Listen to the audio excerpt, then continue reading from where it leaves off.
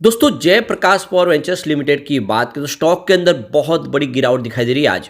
एक तरफ तो बहुत जबरदस्त गुड न्यूज एक के बाद एक आ रही है थर्मल पावर प्लांट को लेकर, उसके बावजूद भी स्टॉक में भारी गिरावट क्यों हो रही है? तो उसके पीछे वजह है बाजार में जबरदस्त गिरावट का माहौल। और आप देख सकते हो कि इसका असर सभी स्टॉक के ऊपर देखने को मिल रहा है। जहां पे मजबूती थी वहां पर भी काफ़ी बड़ी गिरावट देखने को मिल रही है। और ऐसे में आप देख सकते हो कि बाजार इस समय एक तरफा नहीं दौड़ रहा है, या तो गिरावट का माहौल भी नहीं है। आज अगर बाजार गिरता है तो कल फिर संभल भी जाता है, यानी सीमित दायरे में ट्रेड करता हुआ बाजार दिखाई देगा। और ऐसे में हमें क्या करना चाहिए? जेपी पावर इस समय काफ़ी कम प्राइस में हमें मिल रहा है। इसकी परफॉर्मेंस को देख के लग रहा है कि यह स्टॉक आने वाले समय एक बड़ा मल्टीबैगर बन सकता है। लेकिन इस समय हमें क्या करना चाहिए? जिस तरह से गिरावट का माहौल बना है, क्या शेयर बेच के निकल जाए? क्योंकि पिछले कुछ दिनों में इसने काफ़ी अच्छा रिटर्न भी दिया है लोगों को। छोटा पेनी स्टॉक जिसकी प्राइस 50 पैसे के आसपास थी 2020 में, वो स्टॉक 20 को क्रॉस किया। अब आप देख ही सकते हो कि बहुत कम समय में इस स्टॉक ने लोगों को मालामाल कर दिया, यानी आपका जो छोटा सा इन्वेस्टमेंट था उसका कई लाखों में बदल दिया। तो क्या करना चाहिए आगे जानने की कोशिश करेंगे इस वीडियो के माध्यम से। लेकिन फ्रेंड, उससे पहले अगर आप पहली बार हमारे चैनल पे आए तो चैनल को सब्सक्राइब कर दीजिए, एक बेल आइकॉन दबा दीजिए ताकि जब भी नया वीडियो बने पहला नोटिफिकेशन आपको मिले। वीडियो पसंद आए तो लाइक से जरूर कीजिए। चलो फ्रेंड्स, वीडियो स्टार्ट करते हैं। मैं हूँ आपका दोस्त एस बी दवे और हमारे अपने चैनल ऑनलाइन कमाई में आपका बहुत बहुत स्वागत है। तो अभी लगभग 10:30 के आसपास का टाइम है। बीएसई सेंसेक्स की बात कर ले तो इस समय 73,664 के स्तर पर है, जहाँ पे बाजार इस समय फ्लैट ट्रेड करता हुआ दिखाई देगा। 12 पॉइंट की ही गिरावट है, 0.017% की गिरावट है। तो ऐसे तो देखेंगे तो बाजार में तो कोई गिरावट नहीं है, लेकिन जब गिरावट आप निफ्टी एनर्जी में देखते हो तो बहुत बड़ी है। इस समय 40,058 के स्तर पे 587 पॉइंट की भारी भरकम गिरावट है निफ्टी एनर्जी में, यानी 1.45% डाउन है निफ्टी एनर्जी। तो बाजार भले ही इस समय गिरता हुआ दिखाई न दे, लेकिन निफ्टी एनर्जी में बहुत बड़ी गिरावट है। और सिर्फ निफ्टी एनर्जी की बात नहीं, यहाँ पे निफ्टी मिड कैप में भी बड़ी गिरावट है। 48,455 के स्तर पे 659 पॉइंट की बहुत बड़ी गिरावट निफ्टी मिड कैप में भी है। 1.34% डाउन है निफ्टी मिड कैप। और स्मॉल कैप की पिटाई उससे भी जबरदस्त है। 15,525 के स्तर पे 362 पॉइंट की गिरावट है, यानी 2.28% डाउन है निफ्टी स्मॉल कैप। तो आज स्मॉल कैप की जबरदस्त पिटाई हो रही है, मिड कैप के भी जबरदस्त गिरावट है और एनर्जी सेक्टर भी गिरावट है। ये सारी बातें सब देख के लग रहा है कि इसका असर बिल्कुल निगेटिव देखने को मिलेगा जेपी पावर पे भी। और इसमें कोई बड़ी बात नहीं, जब सभी इंडेक्स बहुत बुरी तरह से पीट रहे हो तो जेपी पावर कैसे ऊपर रह सकता है? क्योंकि ऑलरेडी स्टॉक काफ़ी ज़्यादा पहले दौड़ चुका है। तो कोई भी प्रॉफिट बुक करने की कोशिश करता है गिरते बाजार में। तो स्टॉक की शुरुआत हुई निगेटिव 17.60 पर, क्लोजिंग थी कल की 17.65 के आसपास, और ये दिन भर का हाई है। वहाँ से गिरावट का माहौल बनने लगा तो इसने 16.80 का लो बनाया, यानी स्टॉक ऊपर के लेवल से काफ़ी नीचे आया और इस समय 16.90 के आसपास ट्रेड करा, जहाँ पे 4.25% की गिरावट है। तो काफ़ी बड़ी गिरावट देखने को मिल रही है। और वॉल्यूम भी देखें तो काफ़ी ज़्यादा वॉल्यूम है, क्योंकि अभी बाजार शुरू हुआ है। पिछले एक महीने पहले इसका 9 करोड़ का वॉल्यूम था, 5 करोड़ की डिलीवरी उठाई गई थी।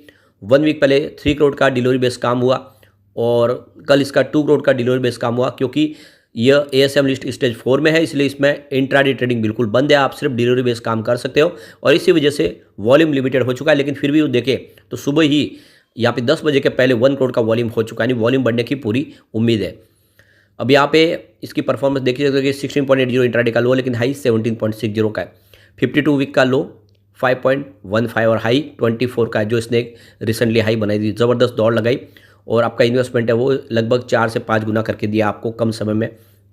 ऑल टाइम लो रेंज इसकी 35 पैसे की और हाई 143 की है, जो 2008 के पहले थी। और आने वाले समय इस लेवल तक स्टॉक फिर जा सकता है, जिस तरह से सरकार एक के बाद एक अनाउंसमेंट कर रही है। अब यहाँ पे इसकी परफॉर्मेंस को देखें तो 29 फरवरी को स्टॉक 18.20 के आसपास है, जहाँ पे 5% का अपर सर्किट लगा। 1 मार्च को देखें तो स्टॉक 18.30 के आसपास, जहाँ पे 0.5% की तेजी बनी। और 2 मार्च को स्टॉक 18.75 के आसपास, जहाँ पे 2.5% की फिर से शानदार तेजी बनी। लेकिन 4 मार्च से स्टॉक में गिरावट का दौर शुरू हुआ। 4 मार्च को स्टॉक 18.15 के आसपास आ गया, जहाँ पे 3.2% की गिरावट हुई। 5 मार्च को स्टॉक 17.65 के आसपास, जहाँ पे 2.8% की फिर से गिरावट हुई और आज भी 4.5% की गिरावट है। तो ये आप देख ही सकते हो कि पिछले 3 ट्रेडिंग सेशन में यहाँ पे जो गिरावट है वो काफ़ी बड़ी हुई है, करीब 10% के आसपास की गिरावट हो गई है और ये काफ़ी बड़ी बात हो जाती है।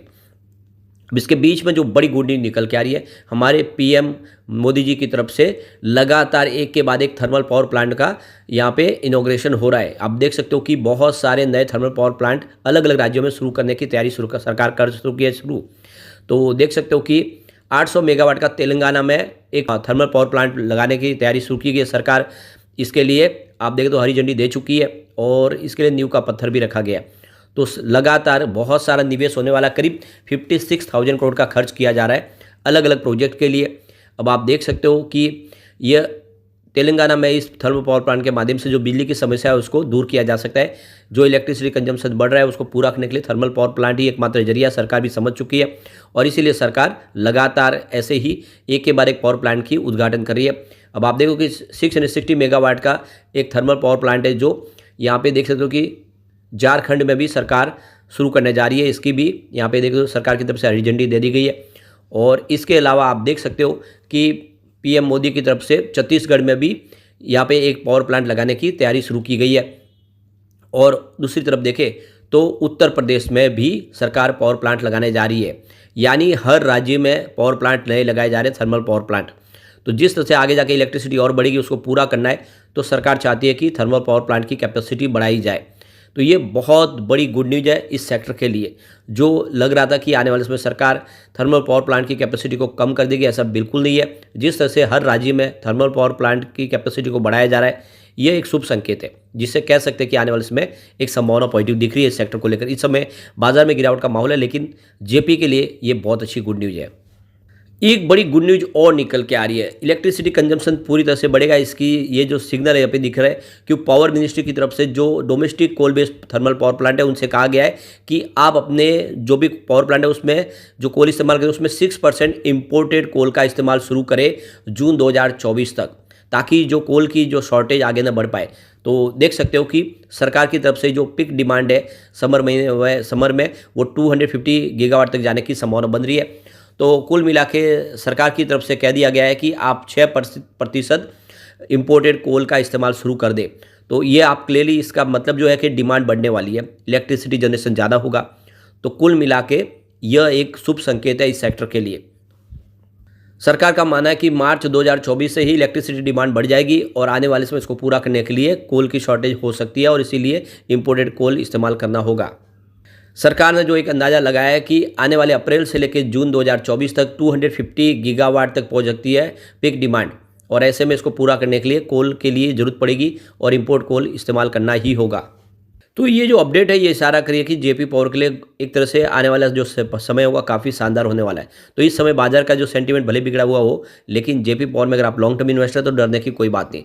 आप इसके बिजनेस से भी समझ सकते हो कि लगातार इसका रेवेन्यू प्रॉफिट बढ़ रहा है। दिसंबर 2022 में जहाँ पे 1206 करोड़ के आसपास रेवेन्यू था, वो दिसंबर 2023 में बढ़ के 2214 करोड़ तक पहुँच गया है। काफ़ी ज़बरदस्त बढ़ा है रेवेन्यू पिछले एक साल में। और प्रॉफिट में तो बहुत भारी भरकम उछाल देखने को मिला, क्योंकि दिसंबर 2022 में 218 करोड़ का बड़ा लॉस था। इस बार दिसंबर 2023 में 173 करोड़ का ज़बरदस्त प्रॉफिट हुआ है। तो भारी लॉस से प्रॉफिट में आ चुकी है कंपनी, और ऐसे में इसकी प्राइस यहाँ पे रुकने की तो संभावना बहुत कम दिख रही है। सबसे बड़ी बात है फंडामेंटली भी कंपनी काफ़ी अच्छी है। मार्केट कैप इसका 11,651 करोड़ के आसपास है। करंट प्राइस की 17 की है, लो इसका 5.15 और हाई 24 का है। स्टॉक का पी 23.90 जो काफ़ी अच्छी बात है। बुक वैल्यू इसकी 15.60 की है, और यहाँ पे ROC 5.16% है, ROE 0.57% है, फेस वैल्यू 10 है। तो फंडामेंटली भी कंपनी अच्छी है, जो इशारा करे कि इसमें आने वाले समय तेज़ी बन सकती है। यहाँ पे कम्युनिटी सेंटिमेंट भी यही इशारा कर रहा है, 100% बाय की कॉल निकल के आ रही है। तो भले ही आज गिरावट बड़ी हो रही है, लेकिन आने वाले समय एक शानदार तेजी की संभावना फिर बनेगी यहाँ पे। तो बाजार के सेंटीमेंट की वजह से जेपी पावर गिर रहा है, चिंता की कोई बात नहीं। आने वाले समय इस गिरावट का आपको फायदा उठा के निवेश करना चाहिए। यह स्टॉक वाकई में गोल्ड है, जो आने वाले समय आपके निवेश को कई गुना बढ़ा सकता है। यानी आने वाले समय ये फिर से पुरानी हाई यानी 150 के टारगेट को आपको दिखा सकता है। लेकिन फ्रेंड, कोई भी इन्वेस्टमेंट करने से पहले अपने फाइनेंशियल एडवाइजर से बड़े ले ले या अपना खुद का रिसर्च करें, क्योंकि मैंने वीडियो आपके एजुकेशनल पर्पज के लिए ही बनाया। वीडियो पसंद आए तो लाइक से जरूर कीजिए और चैनल को सब्सक्राइब कर दीजिए। Thank you friends.